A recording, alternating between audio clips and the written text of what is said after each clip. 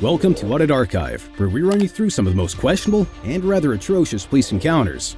Today, we're looking at two cases where officers used excessive and unjustified force. One where they brutally beat and threatened a compliant man while violating his rights, and another where deputies repeatedly tased an erratic man without proper warnings, leading to his death.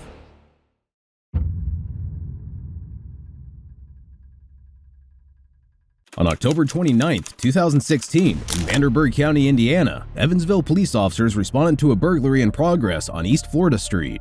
Upon arriving at a civilian's house, they'd find the alleged culprit, Mark Healy, who was stealing items from a garage, and quickly apprehend him.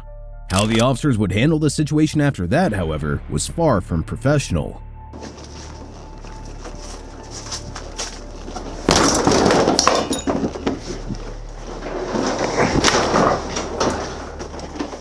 Stop right here, bud! Shit about your back. You know what?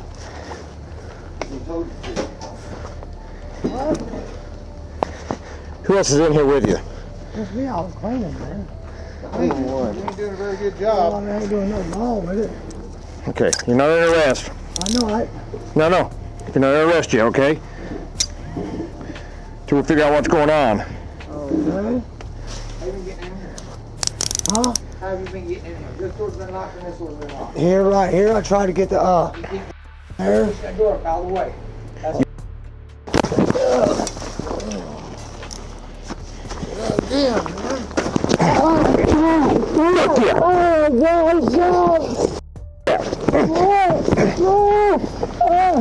Help me! Help me! Help me! Help me! Help me!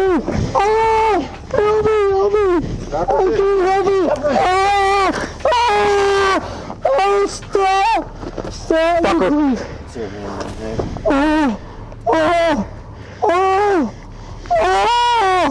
As Officer Nick Henderson was patting down Mr. Healy, a needle in his pocket pricked his hand. Enraged, the officer lunged at Mr. Healy without warning or hesitation and hit him, causing him to fall to the ground.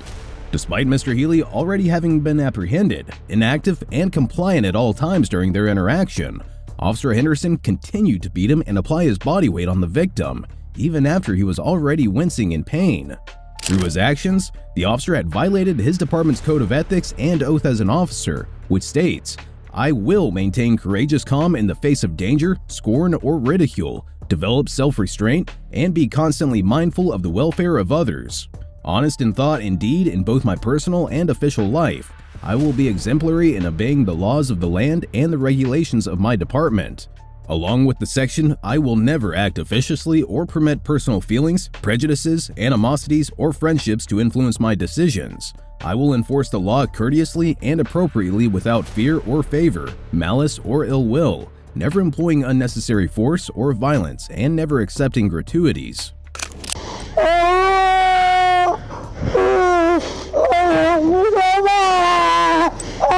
It's over here on the ground somewhere. make sure you ain't got no on it. I stopped this. God damn, I'll throw you die. It's right there.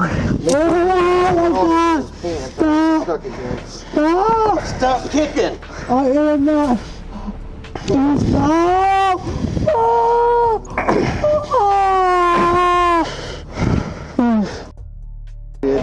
I'm sorry, stop. You're not sorry, face. I'm sorry. You got another one on you? There ain't more fucking needles on you. God damn. Any more fucking needles on you now? I got Right now, any more fucking needles on me? nothing. I've only been poked once. I ain't gonna be poked again. You will die. Any more needles on you? Nothing. Mother. Oh my God.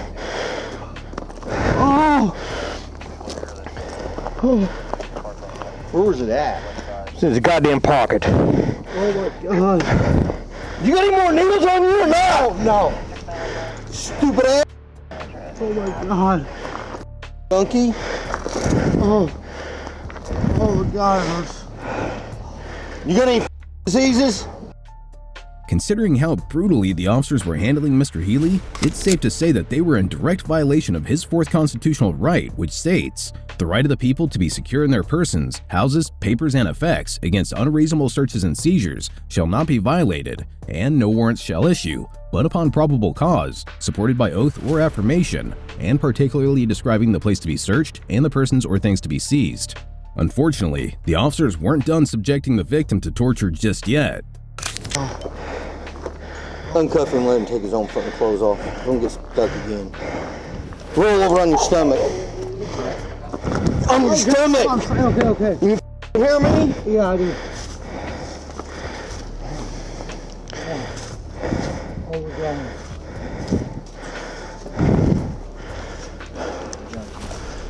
Sucker motherfucker.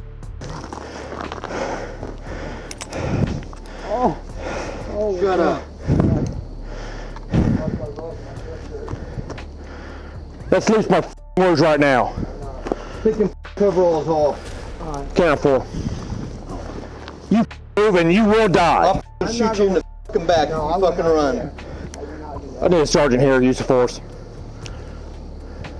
The officers had threatened the suspect with death multiple times, to the extent of even shooting him. As such, their actions can be perceived as a criminal threat, which is an event that occurs when someone threatens to kill or physically harm someone else. In some states, this crime might be referred to as terroristic threats, threats of violence, malicious harassment, or even menacing. In Indiana, intimidation threat is a Class A misdemeanor. However, the state may elevate the charges to a level 6 felony if you communicated a threat to commit a forcible felony, or if the recipient of the threat was a police officer, trial witness, school or court employee, employee of a hospital or religious organization, corrections officer, or the owner of a public building. If the state convicts you of a Class A misdemeanor intimidation threat, you can face up to $5,000 in fines and up to 1 year in jail. If convicted of a Class 6 felony offense, the fine doubles up to $10,000. On top of that, the minimum jail sentence for a Class 6 felony is 6 months, while the maximum is 2.5 years. Despite the repercussions that would follow later, the officers continued shouting out profanities and threats. Shortly after, the owner of the garage would come out to see what was going on.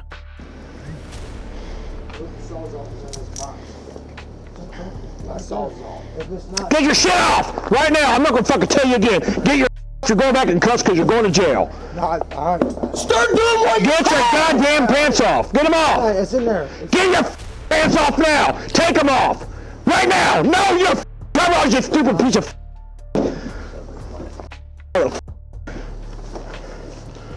Who you stabbed? He fucking had a needle in his pocket and got me. Who's this guy here? This is the homeowner. Yeah, these tools are these tools right in the bag. I already back. What's what you're grabbing in there, you'll get stuck too. Okay. Hands behind your back. Is there anything else on you right now? No. Because I tell you what, we'll go in the hospital now because I will beat the holy out of you again. You better check your pockets. You better double check them. No. Take that hoodie off. Check your hoodie too. Take it off. What was he doing in here? Stealing. Hands back behind your back. Behind your back. My bag full of tools right there at the car. Yeah, what in? What are you shooting up? He had this car and Huh? that bag. He took all the Where's it at? car out of the bag and put all the tools in there. And had that there sitting by the back door getting ready to take off and get You ain't leaving. The neighbors told me that no, my lights go back on in my garage again. I've been in bed for 3 days. So how do you know this guy? He used to live here. Where do you live now? I don't know. Yeah, sometimes. His girlfriend stole a gas pressure washer, an electric chainsaw, and an air compressor about a week ago. Out of here. You okay? What did he get you? Yeah, it was. I'm sorry. What was in the needle? Huh? What was in the needle? Morphine. I didn't even see it. When it was so fast, I didn't know. How much was in it? Or was it used? It's a used needle. It's right there. It was shit. Was it used? No. You never stuck yourself with it before? No, not that. No. Brand new needle? Yeah. Where'd you get the needle? Huh? Where'd you get the needle? How many times has this been used? What's that? This needle. Yeah, but not probably Do what? maybe one time. That's what we just else, you stupid. It's been used. Nick, it's been used. Unfortunately, after the incident, during a Vanderburgh County prosecutor's news conference, prosecutor Nick Herman announced that his office wouldn't be filing criminal charges against the officers. On top of that, Mr. Healy faced several charges including battery with bodily waste, burglary, and meth possession. Thankfully, a charge regarding resisting law enforcement had been dropped.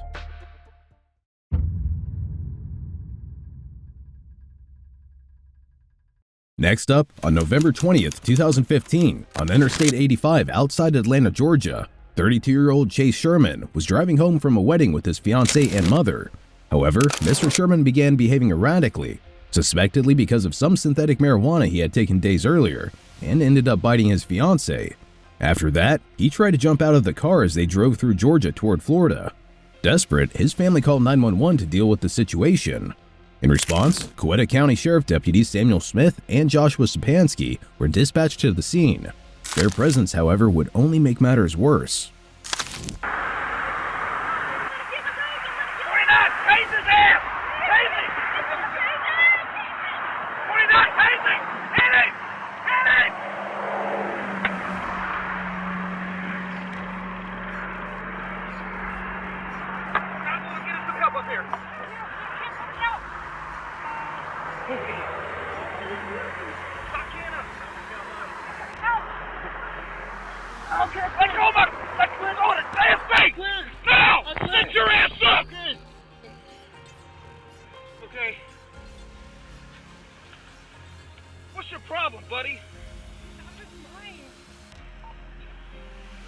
That's a good way to get shot right there. I tell you right now, you grab my taser again, it's going to be on. Okay, you better go with you guys. Come on, go with you. I promise you guys I'll go with you. The hollers. The helicopter over here. Y'all gonna need to go somewhere. No, you're not gonna shoot him. You hear me? Do you understand this is for our protection? Right now he is being combative. He tried to take my taser away from me, ma'am. Oh, good. Stop fighting! Stop fighting! Hey, stop fighting! Hey, get us some damn help up here. Our radio can't get out. While an argument can be made as to whether or not tasers should have been deployed, the way they were used cannot be justified. According to ACLU's taser policy, officers had to first give the subject a verbal warning before using the taser. The warning should be an explicit statement such as, "Stop, get on the ground, or you will be tased."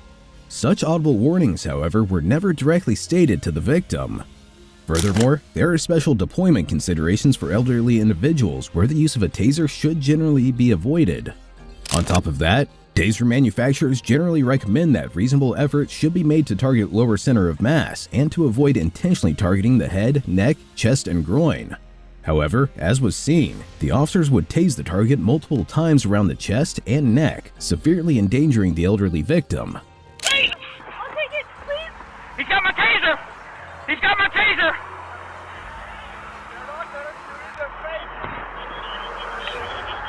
Stop fighting! Let go of my taser! Let go of my taser!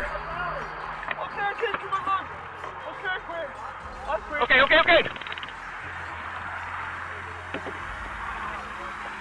I can't get him out. Okay. Why is our damn radio not getting out? Where do you need it? On that side, this side? What do you need? This side. Okay. What do you need to do? Come in here. Let me Oh, shit, damn it. Hey, bud. Calm down. Okay, I'm dead. I'm dead. Calm down. All right. Stop fighting! Stop fighting! We got it. Calm down. All right. Oh, shit. Face down. He broke my radio. I got it. Face down. Do y'all's radios work? Okay, I quit. Hey, Matt! I quit. Matt! 911, get us some help up here now. Hey! Get 100 units up here now. Mr. Sherman, after being tased multiple times, gave up and surrendered. Despite this, the officers would continue to unreasonably stun the victim multiple times on and off camera. The situation is very similar to one that occurred in Idaho Springs in May of 2021, where police responded to a late-night call from 76-year-old Michael Clark's neighbor, who claimed Mr. Clark hit her after a noise dispute. In response, officers Nicholas Hanning and Ellie Summers arrived at the hotel and started knocking on his door without announcing that they were police. After a while, Mr. Clark opened the door holding a Sawfish Bill sword. Immediately, Officer Hanning pulled out his taser and commanded the elderly man to put down the object, which he did. The officer then ordered Mr. Clark to step out of the apartment. At the same time, Officer Summers yelled at him to lie down. However, when Mr. Clark didn't immediately follow her command, Officer Hanning fired the taser without warning, which led to the elderly victim falling and hitting his head on a dining chair. Consequently, Mr. Clark sustained major injuries related to the tasing, including a stroke. His attorney, Sarah Schleich, stated that he was still recovering a year later and couldn't live on his own anymore. Just like Officer Hanning, the officers in this case continued using their stun guns without provocation. Right here. Stop resisting! He can't. Okay. No, dude! Stop resisting! Relax! Just relax! Stop resisting! He's good now. Got all the weight in the world on him now.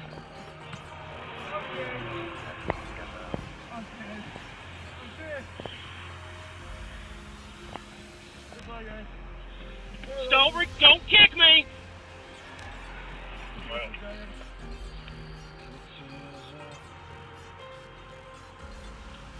Mr. Sherman's lawyers stated that the deputies used their taser a multiple of 15 times, the result of which was something extremely unfortunate. Can't feel one, can't feel him either. You going to pull him out? Moving. Yep, we need to move him. Starts fighting, he is. No, he ain't fucking breathing. Pull him out which way? This way. Get him out, he ain't fucking breathing. Get him out, he ain't breathing, he ain't breathing, he ain't breathing, he ain't breathing. Hey, he's breathing. Hey, get me in there.